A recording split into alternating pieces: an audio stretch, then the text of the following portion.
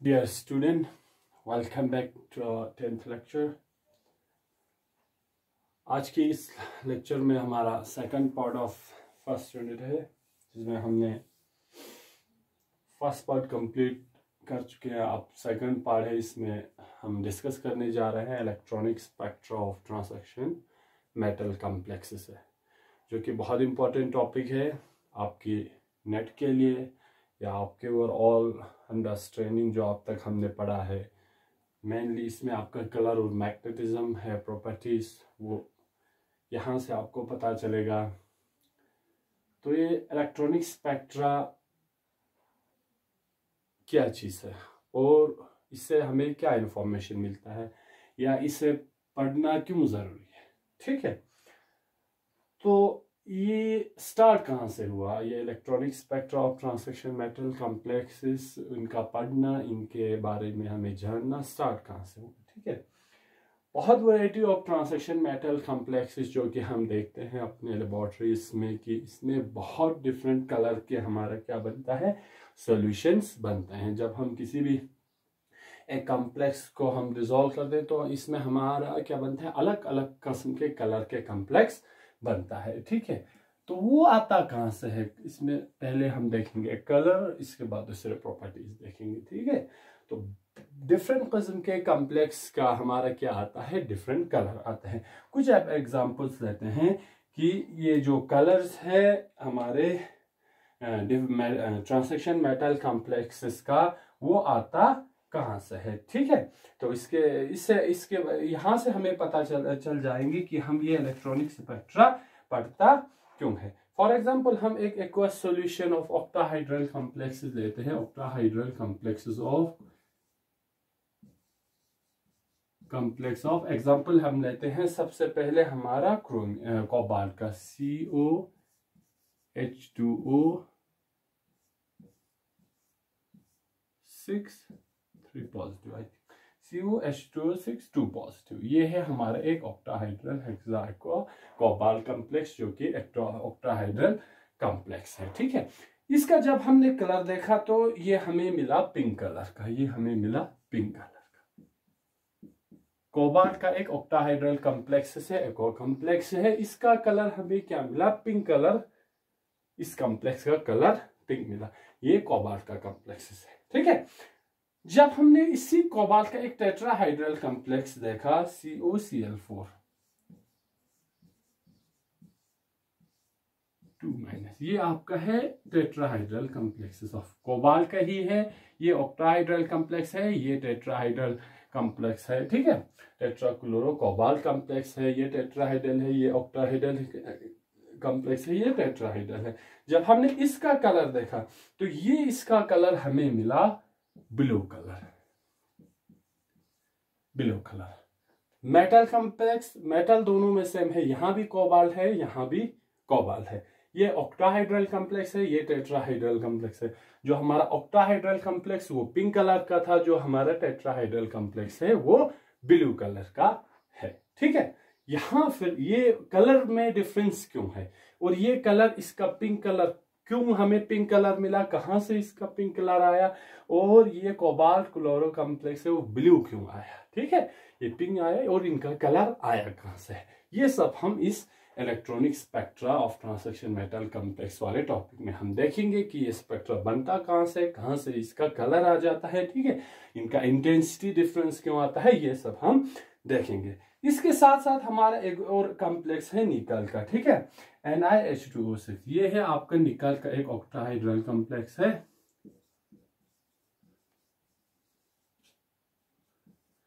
निकल है, ठीक है। ये इसका कलर है, इसका जो कलर है ये 2+ है।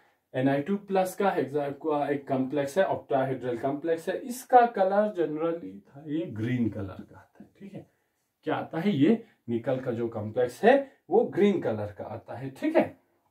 लेकिन जब हम इसकी सॉल्यूशन में जब हम क्या करते हैं, NH3 ऐड करते हैं, ये क्या है, अमोनिया। जब हमने ये जो है हेक्सा एक्वा निकल कॉम्प्लेक्स है ग्रीन कलर का है, इसमें हमने आहिस्ता आहिस्ता जब अमोनिया ऐड करना स्टार्ट किया, ठीक है, तो ये लास्ट में हमें ये वाला कॉम्प्लेक्स चेंज होके इसमें लिगेंड हमारा रिप्लेस हुआ अमोनिया से, वाटर रिप्लेस होके NH3 6 2 पॉजिटिव, ये वाला कॉम्प्लेक्स हमें बना है। यहां से NiH2O6 2 प्लस ग्रीन कलर था, जब हमने इसमें स्लोली अमोनिया ऐड किया तो इस कॉम्प्लेक्स का आहिस्ता आहिस्ता कलर चेंज होके हमें यहां से बन गया ब्लू कलर का एक कॉम्प्लेक्स। क्या आया इस कॉम्प्लेक्स का कलर हमें ब्लू मिला। यहाँ पे क्या हुआ, यहाँ पे H2O एज ए लिगेंड था, यहाँ पे H2O को अमोनिया में रिप्लेस किया, तो ये वाला NiNH3 2 पॉजिटिव वाला कॉम्प्लेक्स हमें ब्लू कलर का मिला। ये चेंज कहां से आ गया, यहां से ये ग्रीन वाला कॉम्प्लेक्स का कलर, अब जब लिगेंड चेंज किया तो ब्लू कलर कैसे आया, ये भी हम देखेंगे इसमें, ठीक है। ये सब हमारा इलेक्ट्रॉनिक स्पेक्ट्रा बताता है। दूसरा एक है आपका एक क्रोमियम का कॉम्प्लेक्स है। यहाँ पे क्या हो रहा है, आपकी ज्योमेट्री चेंज होने से कलर चेंज हो रहा है, यहाँ पे आपका लिगेंड चेंज होने से कलर चेंज हो रहा है। अब हम देखते हैं ऑक्सीडेशन स्टेट। हमने जब क्रिस्टल फील्ड थ्योरी पढ़ा था तो हमारा जो डेल्टा नॉट का वैल्यू था क्रिस्टल फील्ड स्टेबलाइजेशन एनर्जी, उसमें जब हमने वहां factor affecting the magnitude of delta not देखा था, वहां हमने देखा था कि हमारा जो oxidation state of the metal ions है वो भी उस पर इफेक्ट कर रहा था। तो यहाँ पे हमारा एक क्रोमियम का कॉम्प्लेक्स है, ऑक्टाहाइड्रल कॉम्प्लेक्स है, ठीक है, ऑक्टाहाइड्रल कॉम्प्लेक्स क्रोमियम का, ठीक है। इसमें एक कॉम्प्लेक्स है हमारा CrH2O6, ऑक्टाहाइड्रल कॉम्प्लेक्स है, एक्वा कॉम्प्लेक्स है CrH2O6 3 प्लस आयन है। इसका जो कलर है हमारा, ये हमारा वायलेट कलर का है, ठीक है। जब इसी क्रोमियम का दूसरा, जहां पे इसका क्या रहता है ऑक्सीडेशन स्टेट, यहाँ पे क्या है 3 प्लस है, यहाँ पे इसका 2 प्लस है, तो इसका कलर चेंज होके हमें क्या मिल गया, ब्राइट ब्लू कलर का हमें एक कॉम्प्लेक्स मिल जाता है, ब्राइट ब्लू कलर का कॉम्प्लेक्स मिलता है। यहां पे जब हमने इस हेक्सा एक्वा क्रोमियम कॉम्प्लेक्स का जब हमने रिडक्शन किया, यहाँ पे +3 में था, यहाँ पे +2 में, इस कॉम्प्लेक्स का कलर वायलेट से ब्राइट ब्लू कलर में क्या हो जाता है, चेंज हो जाता है ब्राइट ब्लू में। अब यहाँ पे ये कलर आता कहां से, how colour originate in these transition metal complexes, ठीक है, कलर कैसे ओरिजिनेट हो जाता है। ये हमारा एक सिंपल एग्जांपल्स था कि हमने यहाँ एक ऑक्टाहाइड्रल कॉम्प्लेक्स था, दोनों कोबाल्ट का कॉम्प्लेक्स है, ठीक है, ये कोबाल्ट का कॉम्प्लेक्स है। यहाँ पे ज्योमेट्री चेंज होने से क्या होता है, हमारा कलर चेंज हो रहा है, ऑक्टाहाइड्रल कॉम्प्लेक्स हमारा पिंक आ रहा है, टेट्राहाइड्रल हमारा ब्लू आ रहा है। यहाँ पे दोनों ऑक्टाहाइड्रल कॉम्प्लेक्स है, जब हमने एक लिगेंड को दूसरे लिगेंड से रिप्लेस किया, यहाँ पे पहले जब वाटर एज ए लिगेंड था ग्रीन कलर का निकल का कॉम्प्लेक्स बना, जब हमने स्लोली सॉल्यूशन में अमोनिया ऐड किया तो इस कॉम्प्लेक्स का कलर चेंज होके ब्लू आया, जब यहाँ से वाटर और अमोनिया रिप्लेस करता है अमोनिया लिगेंड। यहाँ पे क्या हुआ, सेम ऑक्टाहाइड्रल कॉम्प्लेक्स है, दोनों क्रोमियम का है, लेकिन यहाँ पे oxidation state of the metal ions different है। यहाँ पे आपका +3 है, ठीक है, यहाँ पे जब इसको रिडक्शन किया +2 में तो इसका वायलेट कलर चेंज होके ब्राइट ब्लू कलर आ गया। अब देखते हैं ये कलर ओरिजिनेट कहाँ से होता है। बहुत इंटरेस्टिंग टॉपिक है और बहुत इंपॉर्टेंट टॉपिक है, आपकी नेट के रिगार्डिंग बहुत सारा क्वेश्चन आते हैं इसमें से, ठीक है, और बहुत इंटरेस्टिंग भी है और ज्यादा डिफिकल्ट नहीं है, आपको थोड़ा पहले ही इसको अच्छे से समझना में इसमें फन लगा है। देखते हैं अब हम how colours originate in transaction metal complex, कि जो हमारे ट्रांसैक्शन मेटल कॉम्प्लेक्सेस है इसमें और कलर आता कहां से है, इसमें कलर राइज कहां से होता है हम देखेंगे। तो होता क्या है, हमने देखा कि crystal field theory, molecular orbital theory, हमने देखा कि हमारा जो डी ऑर्बिटल्स है, डी ऑर्बिटल्स वो क्या होता है, स्प्लिट होता है इन प्रेजेंस ऑफ लीकेज। यहाँ पे भी आपका क्या बनेगा, एक आपका ग्राउंड स्टेट आएंगे, ठीक है, एक आपका क्या आता है, एक्साइटेड स्टेट। एक आपका ग्राउंड स्टेट आता है जब आपकी मेटल में कोई डिस्टरबेंस नहीं है, आपका ग्राउंड स्टेट में रहता है। जब उसको एनर्जी मिलता है तो इलेक्ट्रॉन ऊपर एक्साइटेड स्टेट में चला जाता है, ठीक है। तो क्या होता है आपका यहाँ पे फॉर एग्जांपल ग्राउंड स्टेट में यहाँ पे एक इलेक्ट्रॉन है, जब ये अपने ओरिजिनल स्टेट में रहता है, इसको अभी तक कोई डिस्टरबेंस नहीं है, ठीक है। तो आपकी सारा इलेक्ट्रॉन्स कहाँ रहेगा, ग्राउंड स्टेट में। जब आप इसको एनर्जी देते हैं, ठीक है, इसको आप एनर्जी देते हैं एच म्यू, जनरली इन दोनों का जो गैप है ये डेल्टा ई के बराबर आता है, ठीक है, ये डेल्टा ई के बराबर होता है। और ट्रांसैक्शन मेथड में ये जो एनर्जी गैप है, ये जो एनर्जी इक्वल है, वो हमारे विजिबल रेंज में फॉलो अप हो जाता है, ठीक है। ये जो एनर्जी होता है वो बराबर होता है आपका एच म्यू के, ठीक है, एच म्यू के बराबर होता है। इसको आप ऐसे भी लिख सकते हैं, एच म्यू सी अपान म्यू को आप ऐसे भी लिख सकते हैं एच सी अपान लैम्डा। इसको आप ऐसे भी लिख सकते हैं एच सी म्यू पर, ये आपका वेव नंबर आ जाता है, ठीक है।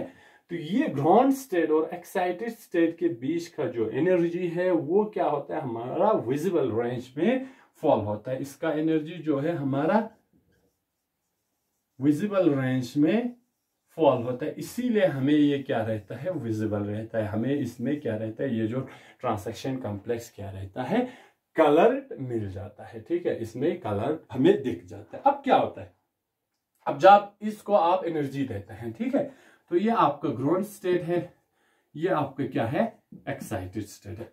जब आप इसको एनर्जी देते हैं तो ये वाला इलेक्ट्रॉन क्या हो जाता है, एक्साइट हो जाता है। ग्राउंड स्टेट से अब ये ऊपर जाके एक्साइटेड स्टेट में चला जाता है, ये वाला इलेक्ट्रॉन क्या हो जाता है, एक्साइटेड स्टेट में चला जाता है। तो ये इलेक्ट्रॉन ग्राउंड स्टेट से एक्साइटेड स्टेट में जाने के लिए वो क्या करते हैं, एनर्जी एब्जॉर्ब कर लेते हैं। एनर्जी क्या कर लेते हैं, एब्जॉर्ब कर लेते हैं, क्योंकि ये ओरिजिनल स्टेट में है, जब इसको कोई डिस्टर्बेंस नहीं रहता है, इलेक्ट्रॉन अपने ग्राउंड स्टेट में रहता है। जब आप इसको डिस्टर्ब करते हैं, इसको एनर्जी प्रोवाइड करते हैं, तो ये एनर्जी ये यहाँ से एक्साइट होने के लिए, ऊपर जाने के लिए उसको एनर्जी चाहिए। वो जब एनर्जी मिल जाता है तो ये इलेक्ट्रॉन जो ग्राउंड स्टेट में था वो अब एक्साइटेड स्टेट में चला जाता है, यहाँ पे रहता है, ठीक है। अब क्या होता है, अब जब ये वापस आ जाता है यहां से वापस अपने ग्राउंड स्टेट में, तो ये वाला एनर्जी क्या करता है, एनर्जी रिलीज कर देता है, ठीक है। जब ये वापस ग्राउंड स्टेट में इलेक्ट्रॉन आ जाता है तो ये अपना एनर्जी रिलीज कर जाता है, और यही एनर्जी हमें क्या मिलता है, यूवी रेंज में मिलता है, विजिबल रेंज में मिलता है। कहाँ मिलता है, विजिबल रेंज में मिलता है, इन द इलेक्ट्रोमैग्नेटिक स्पेक्ट्रम में। और यहीं से हमें क्या मिल जाता है, इसका कलर मिल जाता है। और जो कलर रहता है वो रहता है कॉम्प्लीमेंट्री ऑफ द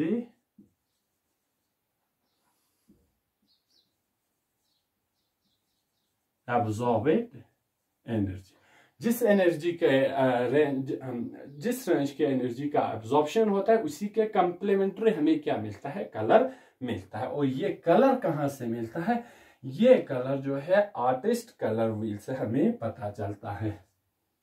इसको हम देखते हैं, ये आर्टिस्ट कलर व्हील क्या है,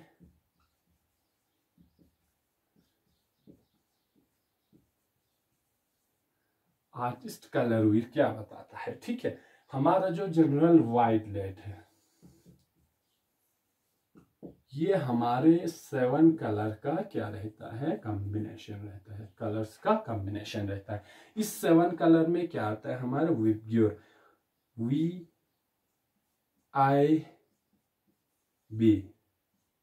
GYOR। ये जो हमारा व्हाइट कलर है वो क्या रहता है, इस 7 कलर के क्या रहता है, कॉम्बिनेशन रहता है। इस 7 कलर के कॉम्बिनेशन रहता है। व्हाइट कलर में टोटल हमारा क्या रहता है, 7 कलर रहता है। ये हमारा violet, indigo, blue, green, yellow, orange और ये हमारे रेड।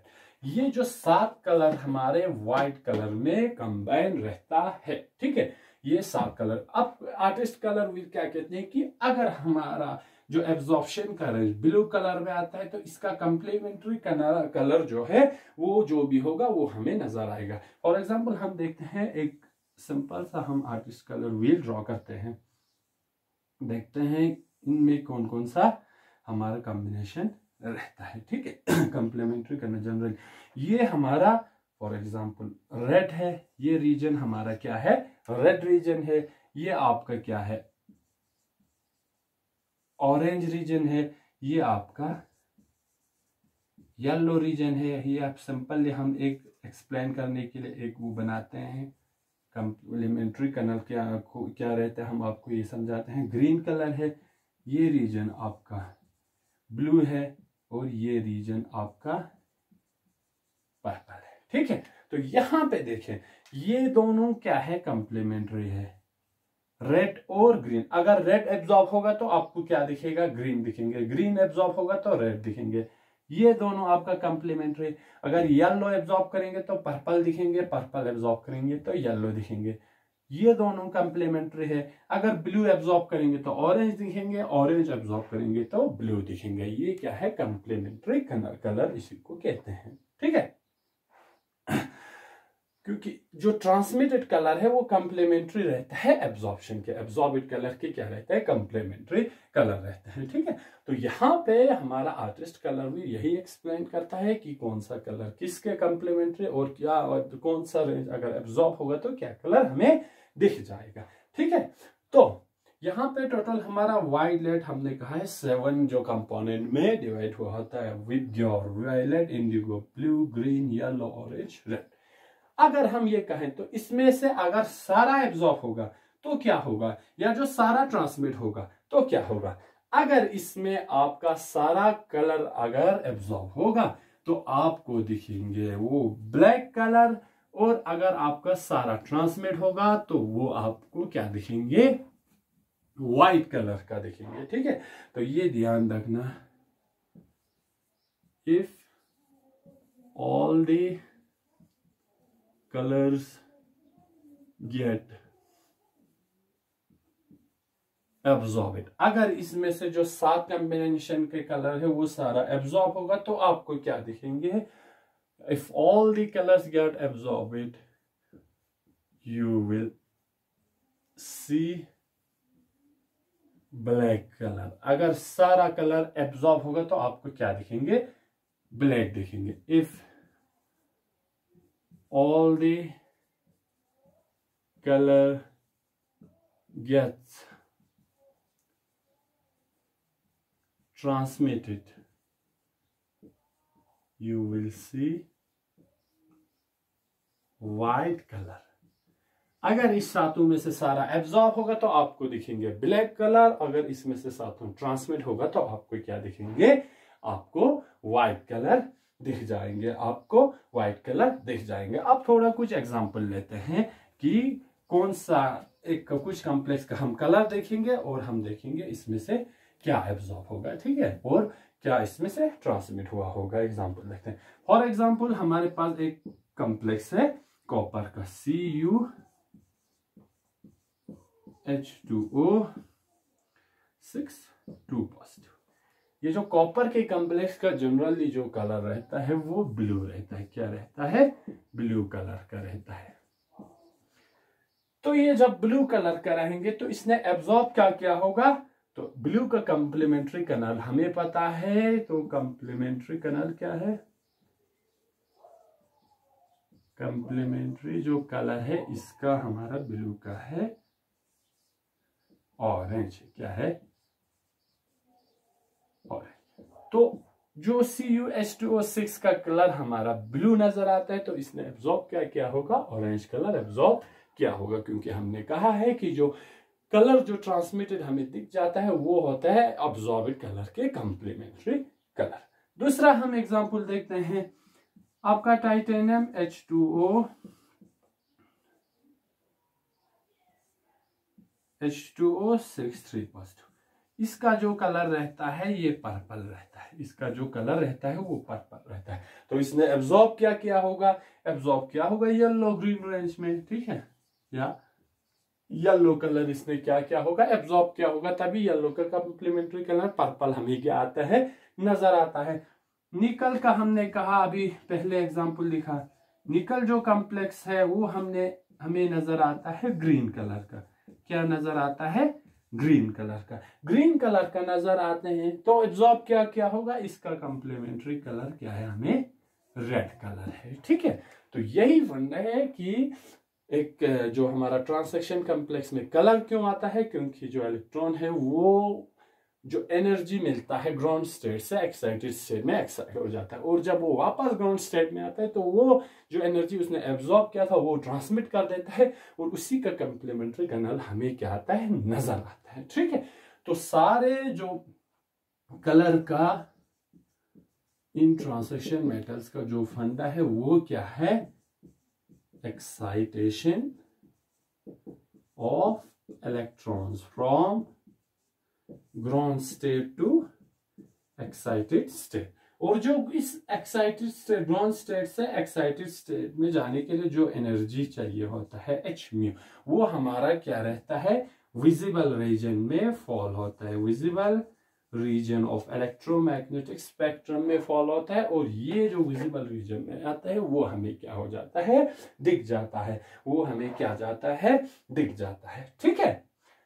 अब हम एक एग्जांपल लेते हैं, यही टाइटेनियम H2O6 है, क्योंकि ये एक क्या है, सिंगल इलेक्ट्रॉन सिस्टम है, D1 सिस्टम है। तो इसमें हम देखेंगे एब्जॉर्प्शन कैसे होता है, ठीक है, और इसमें हम कैसे एनर्जी कैलकुलेट करेंगे वो हम देखेंगे। बहुत इंटरेस्टिंग टॉपिक है, आहिस्ता आहिस्ता आपको ये अच्छे से पता चल जाएगा कि ये होता क्या है। वही सारा डी ऑर्बिटल्स हमें यहाँ लेना है। अब जो हमारा सबसे सिंपलेस्ट केस है वो हम सिंगल इलेक्ट्रॉन सिस्टम की बात करेंगे, क्योंकि जब हम मल्टी इलेक्ट्रॉन सिस्टम की D2 D3 D2 तो वहां पे क्या होगा, इंटर इलेक्ट्रॉनिक रिपल्शन का हमारा क्या करेगा, टेक पार्ट करेंगे, और उसका जो कॉम्प्लेक्स होगा, स्पेक्ट्रा होगा, वो और भी कॉम्प्लेक्स होता जाएगा, ठीक है। फॉर एग्जाम्पल हम लेते हैं TiH2O6 3+, ये क्या है, एक एग्जाम्पल है, टाइटेनियम कॉम्प्लेक्स है। यहां पे क्या होगा, हमारे जो टाइटेनियम है उसका हमारा एटॉमिक नंबर है 22 है, ठीक है। तो ये क्या बनेगी, इसका इलेक्ट्रॉनिक कॉन्फ़िगरेशन 4s2 3d2, लेकिन यहाँ पे हमारा टाइटेनियम है वो +3 स्टेट में है, +3 में इसका यहाँ से 2, यहाँ से 1 इलेक्ट्रॉन चला जाएगा, तो क्या है 3d1 सिस्टम है। यहाँ सिंपलेस्ट ये हमने एग्जांपल इसलिए लिया क्योंकि इसमें क्या है, एक ही इलेक्ट्रॉन है। इसमें जो डी ऑर्बिटल में इंटर इलेक्ट्रॉनिक रिपल्शन का केस अभी हमें यहाँ पे प्ले नहीं करेंगे, रोल प्ले नहीं करेंगे, तो हमने पहले सिंपलेस्ट एग्जांपल यहाँ पे आपको दिखाया है कि इसमें ट्रांसलेशन जो होता है वो कैसे होता है, ठीक है। जो ये हमारा एक 3d1 सिस्टम है, ठीक है। 3d1 सिस्टम हमने अभी तक जो पढ़ा है कि डी सिस्टम हमारा under the influence of ligand हमारे ये स्प्लिट ऑफ होता है 2 सेट ऑफ ऑर्बिटल्स में। आपका यहाँ पे रहेगा T2G और ये एक्साइटेड स्टेट आपका क्या रहेगा EJ से, ठीक है। यहाँ पे आपका सिंगल ही इलेक्ट्रॉन है तो ये आएगा, ये इसका क्या हो गया, ग्राउंड स्टेट हो जाता है, ठीक है। जब आप इसको एनर्जी देता है, एनर्जी इनफ एनर्जी देगा जो कि हमारा h म्यू से हम रिप्रेजेंट करता है, इसको एनफ एनर्जी मिलेगा ताकि ये ग्राउंड स्टेट से एक्साइटेड स्टेट में, ये इसका ग्राउंड स्टेट हुआ। अब एक्साइटेड स्टेट में क्या होगा, जो हमारा T2G ऑर्बिटल में जो इलेक्ट्रॉन था वो आप एक्साइट होके कहाँ चला जाएगा, EG ऑर्बिटल में, ठीक है। यहाँ पे इलेक्ट्रॉन था ग्राउंड स्टेट में, आपने इतना एनर्जी दिया एनफ की ये इलेक्ट्रॉन एक्साइट होके एक्साइटेड स्टेट में चला जाता है। अब ये क्या होगा, यहां से जब ये इलेक्ट्रॉन वापस आएंगे तो वो एनर्जी रिलीज करेगा, वही हमें क्या मिलता है, इलेक्ट्रॉनिक स्पेक्ट्रा, जो कि हमारा एब्जॉर्प्शन वर्सेस हमारा क्या रहता है, वेव नंबर के बीच में ड्रॉ होता है, वेव नंबर के म्यू बार, या इससे हम सेंटीमीटर इनवर्स, इनके दोनों के बीच में आपको क्या मिलता है, इलेक्ट्रॉनिक स्पेक्ट्रम मिलता है। और यहाँ पे आपको एक सिंगल पीक मिलेगा ऐसा, क्योंकि इसमें क्या है, आपका सिर्फ एक ही इलेक्ट्रॉन है, तो आपका एक जो एक्साइटेड जो स्पेक्ट्रा मिलेगा वो सिर्फ एक ही एब्जॉर्प्शन पीक के मिलेंगे। और ये एब्जॉर्प्शन जो आपको मिलता है वो आपको 20,300 सेंटीमीटर इनवर्स के अराउंड इसका एब्जॉर्प्शन मैक्सिमा मिल जाता है टाइटेनियम कॉम्प्लेक्स का। कितने पे, 20,300 सेंटीमीटर इनवर्स।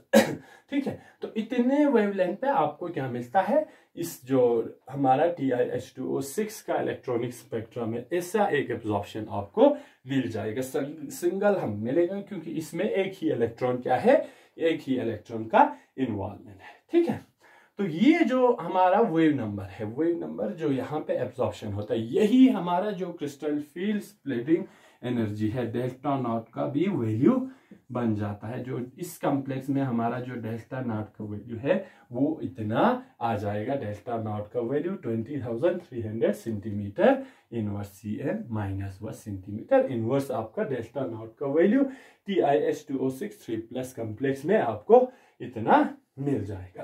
ठीक है, तो ये आपका डेल्टा नॉट का वैल्यू है। अब हम देखेंगे इसको एनर्जी फैक्टर में कन्वर्ट करेंगे ताकि हमें पता चल जाए कि सिंगल इलेक्ट्रॉन को एक्साइट करने के लिए आपको कितना एनर्जी की जरूरत रहता है। ठीक है, तो आप इस सेंटीमीटर इनवर्स को हम किलो जूल में कन्वर्ट करेंगे। जो हमारा 1 किलो जूल पर मोल रहता है, ये हमारा रहता है 83.7 सेंटीमीटर इनवर्स के बराबर। क्या रहता है, इसके बराबर हमारा ये किलो जूल रहेगा। अब इसको हम एनर्जी में कन्वर्ट करेंगे तो क्या रहेगा आपका 2300 डिवाइडेड बाय 83.7। आपका ये सेंटीमीटर कट हो जाएंगे, आपका जो जो यूनिट रहेगा वो किलो जूल में। जब इसको आप डिवाइड करेंगे तो आपका 243 के अराउंड किलो जूल पर मोल आपको क्या मिलेगा, एनर्जी वैल्यू मिल जाएगा। और इतना एनर्जी एक इलेक्ट्रॉन को एक्साइटेड करने के लिए, from ground state to excited state के लिए इतना एनर्जी की जरूरत रहता है। अभी हम सिर्फ किसकी बात कर रहे हैं, ये ध्यान रखना है, हम सिर्फ सिंगल इलेक्ट्रॉन सिस्टम की बात कर रहे हैं, जिसमें हमारा जो इंटर इलेक्ट्रॉनिक रिपल्शन का फैक्टर है वो कोई रोल प्ले नहीं करता है। क्या है, हमारा इंटर इलेक्ट्रॉनिक रिपल्शन का कोई रोल प्ले नहीं होता है, उनकी बात कर रहे हैं। जब हम जो मल्टी इलेक्ट्रॉन सिस्टम DN वाले सिस्टम की बात करेंगे, D2 D3 D4, जो जितना ऊपर चला जाएगा इलेक्ट्रॉनिक रिपल्शन, आपका जो कोरिलेशन डायग्राम होगा वो भी क्या रहेगा, कॉम्प्लेक्स बनता जाएगा। ये हो गया आपका सिंगल इलेक्ट्रॉन सिस्टम की बात करते हैं। अब जो मल्टी इलेक्ट्रॉन सिस्टम में क्या होगा, मल्टी इलेक्ट्रॉन सिस्टम में आपका क्या होगा वो हम देखेंगे। ये हम सिंगल इलेक्ट्रॉन सिस्टम की हमने बात किया है। ठीक है,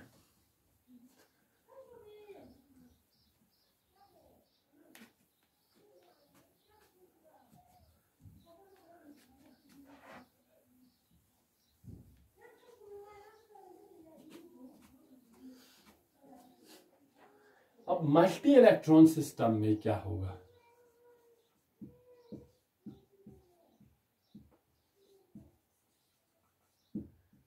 मल्टी इलेक्ट्रॉन सिस्टम DN के, जिसमें आपका D2 आएंगे, D3 आएंगे, D4 आएंगे, D5 and so D6 D10 तक। ठीक है, इनमें क्या होगा, इनमें जब मल्टी इलेक्ट्रॉन सिस्टम में क्या हो जाता है, हमारा इलेक्ट्रॉन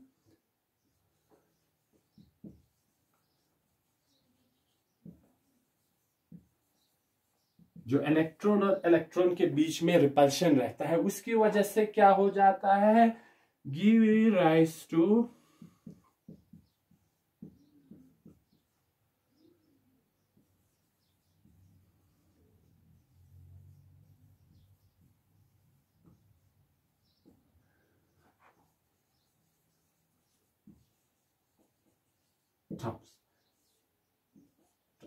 अब जो मल्टी इलेक्ट्रॉन सिस्टम है D2 से लेके D10 तक, उसमें क्या हो जाता है, हमारा जो इंटर इलेक्ट्रॉन इलेक्ट्रॉन रिपल्शन की जो फैक्टर वो प्ले रोल करता है, और वो एक नए एनर्जी सिस्टम को डेवलप कर देते हैं, नए एनर्जी सिस्टम को राइज कर देते हैं, जिसे हम कहते हैं terms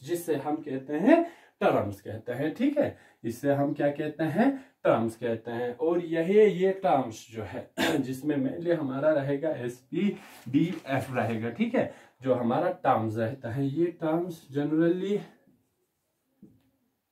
capital S P D F G H I, ये सब क्या है, टर्म्स है। ठीक है, और जो SPDFGH का जो वेव फंक्शन होगा, इनका जो वेव फंक्शन होगा वो रहेगा सिमिलर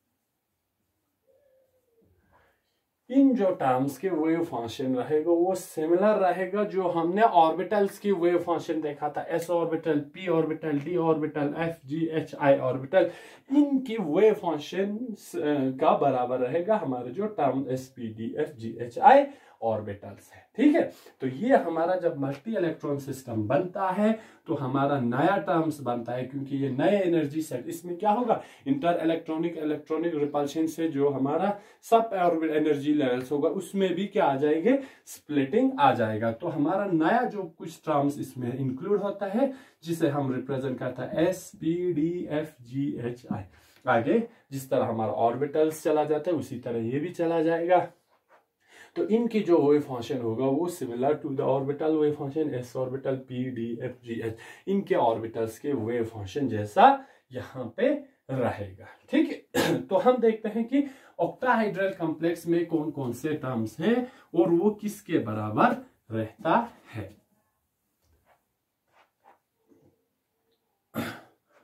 तो ये हमारा एक टेबुलर फॉर्म में बनाएंगे हम, टर्म्स है। ठीक है, टर्म है और हमारा इनके कंपोनेंट्स क्या होता है ऑक्टाहाइड्रल में।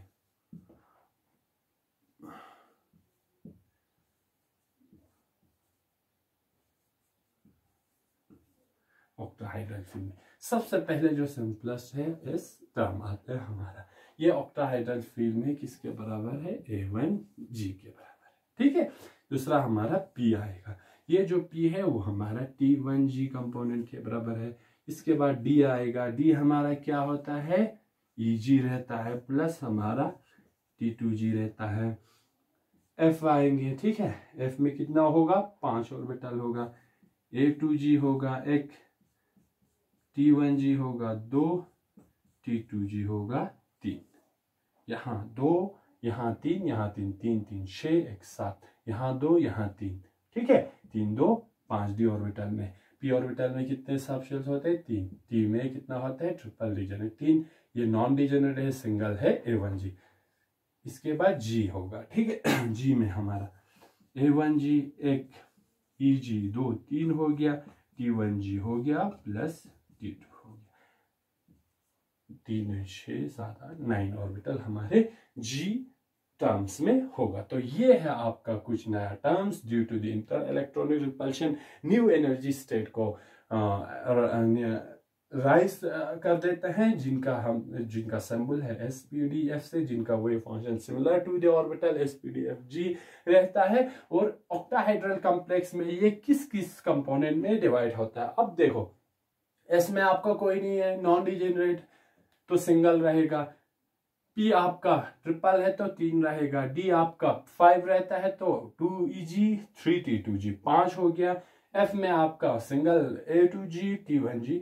तो ये सब इन एनर्जी लेवल्स में क्या होगा, कम फिर से स्प्लिट अप हो जाएगा, जिस तरह हमने D में देखा था जी। अब सिंगल इलेक्ट्रॉन में क्या होगा, D ही आपका क्या होगा, स्प्लिट होगा। अब जहां F और D दोनों होगा तो D भी स्प्लिट अप होगा, इसके साथ इसका F भी होगा। F कितने पार्ट में है, 1 2 3, F भी इसी तरह 3 पार्ट में इस तरह डिवाइड हो जाएंगे। तो जितना इलेक्ट्रॉन जो सिंगल इलेक्ट्रॉन से D2 D3 D4 D5 में चला जाएगा, उतना आपका कोरिलेशन डायग्राम भी उतना कॉम्प्लेक्स होता जाएगा। तो ये नया due to the inter electronic repulsion new energy state को राइज कर देता है, जिससे हम टर्म कहते हैं। ये कुछ टर्म्स है ये और इनकी कंपोनेंट है कि ये ऑक्टाइडल फील्ड में कैसे ये स्प्लिट अप हो जाता है।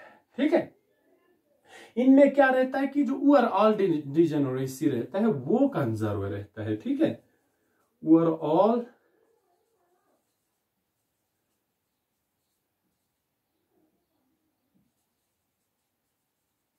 remains conserved।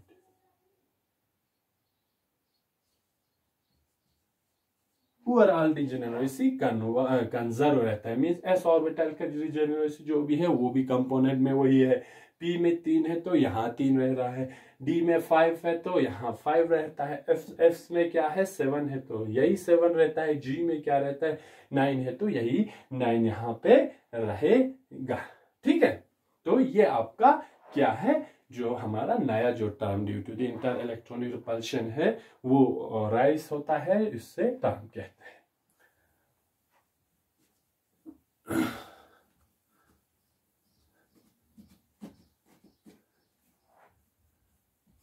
आगे आपका हम टर्म सिंबल्स और वो सब देखेंगे कैसे वो बनता है। सबसे पहले हम D1 की केस में देखते हैं, तो इसमें सिंगल एक टर्म जो बनेगा वो कैसे बनेगा। ठीक है, D1 की केस में जिसमें हमारा क्या है, सिर्फ एक ही इलेक्ट्रॉन प्रेजेंट है।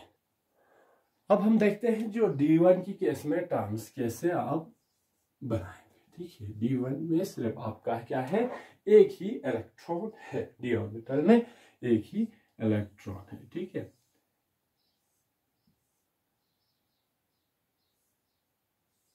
डी में आपके क्या है, टोटल क्या है 5 ऑर्बिटल है। ठीक है, 5 ऑर्बिटल आपका डी में है। ठीक है, तो इसमें आपका डी जो हमारा इंटर इलेक्ट्रॉनिक रिपल्शन का जो फैक्टर रहता है वो पार्टिसिपेट नहीं करता है। इंटर इलेक्ट्रॉनिक रिपल्शन का फैक्टर पार्टिसिपेट नहीं करेंगे यहाँ पे। तो यहाँ पे जो टर्म होगा वो कैसे अराइज होगा, फिर यहाँ पे फिर आपको एक आपका इजोमिथाइल क्वांटम नंबर है वो आपको याद रखना है, और दूसरा आपका जो इजोमिथाइल क्वांटम नंबर और मैग्नेटिक क्वांटम नंबर का जो कि आपका orientation of atomic orbital in space वो दिखाता है, वो आपको पता होना चाहिए। तो डी ऑर्बिटल में इसका जो ml का वैल्यू है, मैग्नेटिक क्वांटम नंबर का वैल्यू क्या रहता है, वो 0 +1 +2 -1 -2 इतना इसका क्या रहता है, रेट रहता है। ठीक है, तो और अगर हम एजिमुथल क्वांटम नंबर की बात करें तो एजिमुथल क्वांटम नंबर जिसे हम L से रिप्रेजेंट करता है, इसका वैल्यू 0 1 2 3 4। इसके साथ इसका जो वैल्यू जो साइन रहता है वो S P D F G, ऐसे हमें क्या होता है, इनकी वैल्यूज और इसका सिंबल्स मिल जाता है। ठीक है, तो जब हम D1 की बात करते हैं तो सबसे पहले इलेक्ट्रॉन क्या होगा, Ml, जिसका +2 वैल्यू है उसमें इलेक्ट्रॉन, क्योंकि ये फर्स्ट ऑर्बिटल है, इसमें ये क्या है फर्स्ट ऑर्बिटल है तो इसमें इलेक्ट्रॉन चला जाएगा। ठीक है, तो यहाँ पे हमारा जो Ml का वैल्यू रहेगा वो कितना रहेगा, +2। तो L का वैल्यू भी हमारा क्या रहेगा, +2 रहेगा। कितना रहेगा, 2 रहेगा। तो जब हमने यहाँ से एजिमुथल क्वांटम नंबर से 2 का वैल्यू देखा तो हमें यहाँ से 2 के बराबर क्या मिलता है, D मिलता है। और इसका जो D1 सिस्टम का जो हमें टर्म है वो क्या मिलेगा, D मिल जाएगा। D1 सिस्टम के लिए जो हमारा टर्म मिलेगा D मिलेगा। ठीक है, और यही D बाद में स्प्लिट अप हो जाएगा Eg और T2G में। D1 की केस में D जो टर्म होगा वो किस में स्प्लिट होगा, Eg और T2 में। दूसरा इंपॉर्टेंट चीज जो यहाँ पे हमें देखना है वो हमें है जो स्पिन मल्टीप्लिसिटी का वैल्यू देखना, स्पिन मल्टीप्लिसिटी का। ठीक है, तो वो चीज के बराबर होता है जो हमारा स्पिन मल्टीप्लिसिटी है, स्पिन जो वैल्यू है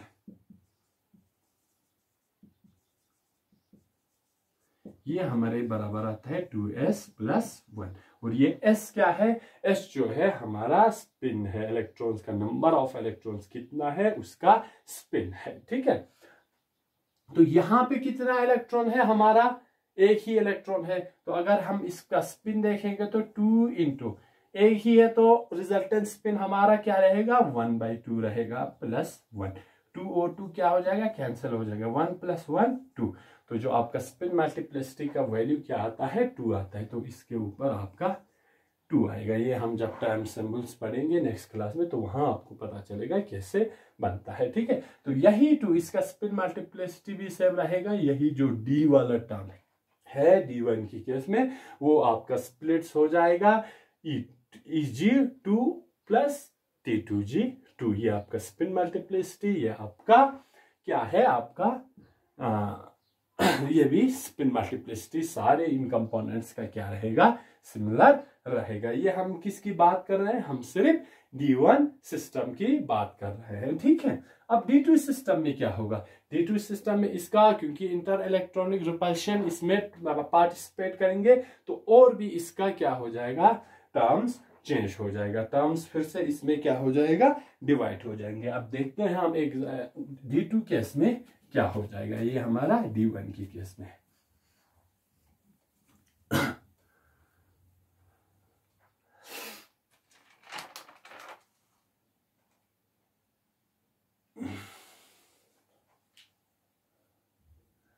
अब हम देखते हैं D2 की केस में। D2 में हमारे क्या है, 2 इलेक्ट्रॉन है, तो एक इसमें चला जाएगा, एक क्या जाएगा, इसमें चला जाएगा। ठीक है, तो आपका रिजल्टेंट Ml या L का वैल्यू क्या आएगा, +2 + 1, 2 + 1 3। आपका जो Ml या Ml एज़ोमिथाइल क्वांटम नंबर या मैग्नेटिक क्वांटम नंबर का वैल्यू कितना आया, 3 आया।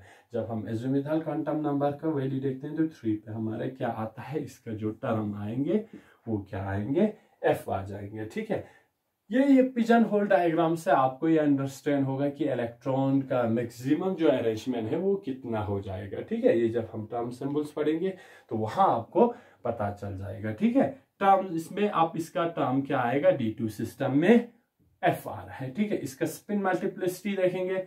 स्पिन मल्टीप्लिसिटी हमने क्या कहा, 2s + 1। अब यहाँ पे s का वैल्यू हम पहले निकालेंगे। s क्या रहेगा हमारे पास, अब 2 है, 1/2 + 1/2 विच इज इक्वल टू किसके बराबर रहेगा, 2/2 विच इज इक्वल टू 1। ठीक है, 1। तो यहाँ पे क्या रहेगा, 2s + 1, 2 × 1 + 1, 2 1 + 1 इज इक्वल टू 3। तो इस बार स्पिन मल्टीप्लिसिटी का वैल्यू रहेगा 3, तो ये क्या रहेगा, F3। अब जो D1 की केस में हमारा D3 आया था, D2 आया था, लेकिन वहां पे क्या था, सिर्फ एक ही इलेक्ट्रॉन था, तो इंटर इलेक्ट्रॉनिक रिपल्शन का रोल यहाँ पे कुछ नहीं था। अब D2 की केस में क्या होगा, हमारे पास 2 इलेक्ट्रॉन है, तो यहाँ इंटर इलेक्ट्रॉनिक रिपल्शन भी क्या करेगा, पार्टिसिपेट कर जाएंगे। इंटर इलेक्ट्रॉनिक रिपल्शन भी हमारा फैक्टर प्ले करेगा रोल। तो ये वाला F टर्म फिर से स्प्लिट हो जाएगा, किसमें, एक 3p में, प्लस आपका हो जाएगा 1g में, 1d में, और फाइनली 1s में। इस इतने सब टर्म्स में ये क्या हो जाएगा, due to inter electronic repulsion, ये जो F3 टर्म्स है वो further 3p 1g 1d 1s term में क्या हो जाएगा, ये स्प्लिट अप हो जाएगा। ठीक है, तो जहां भी पहले जो केस था, अभी तक हमने जो सिस्टम देखा वो सिर्फ सिंगल इलेक्ट्रॉन सिस्टम की बात कर रहा था। अब यहाँ पे जब इंटर इलेक्ट्रॉनिक रिपल्शन, एक इलेक्ट्रॉन होगा और भी कॉम्प्लेक्स बनता जाएगा, एक और इलेक्ट्रॉन, तो जितना इलेक्ट्रॉन ऐड होता जाएंगे तो इंटर इलेक्ट्रॉनिक्स जो रिपल्शन फैक्टर और भी प्रिडोमिनेंट हो जाएंगे, और इनका इलेक्ट्रॉनिक स्पेक्ट्रा क्या हो जाएगा, और भी कॉम्प्लेक्स होता जाएगा। ठीक है, तो ये है आपका D2 सिस्टम में। D3 में और भी हो जाएगा, D4 में और भी, D5 में और कॉम्प्लेक्स होता जाएगा। ठीक है, तो हमारे जो F3 टर्म्स है वो फर्दर 4 टर्म्स में, टर्म्स यहाँ क्या होगा, एनर्जी स्टेट हो गया, एनर्जी लेवल हो गया, तो ये फर्दर सब एनर्जी लेवल्स में क्या हो रहा है, स्प्लिट अप हो रहा है। ठीक है, तो आज की क्लास में हम यहीं पे स्टॉप करते हैं। नेक्स्ट में हम टर्म सिंबल्स लेते हैं, और जो D2 सिस्टम का है, जो कॉम्प्लेक्स सिस्टम में सबसे सिंपलेस्ट वन है, इसका हम कोरिलेशन डायग्राम देखते हैं और देखते हैं ये F टर्म कैसे स्प्लिट होता है, पी कैसे होता है, जी, डी और एस कैसे होता है, जिससे हम कोरिलेशन डायग्राम कहते हैं। एक सिंपल D2 सिस्टम का हम कोरिलेशन डायग्राम देखेंगे। जो D3, D4, D5 है वो और भी कॉम्प्लेक्स होता जाएगा, जो कि हमारे इसकी स्कोप में नहीं होगा। ठीक है, तो आज की क्लास में इतना ही। थोड़ा आपको इसकी बेसिक पे आप ध्यान दीजिए, बहुत सिंपल है। तो ये आपकी नेट के लिए या गेट के लिए या दूसरे कॉम्पिटिटिव एग्जाम्स के लिए बहुत फायदेमंद रहेगा। Thank you.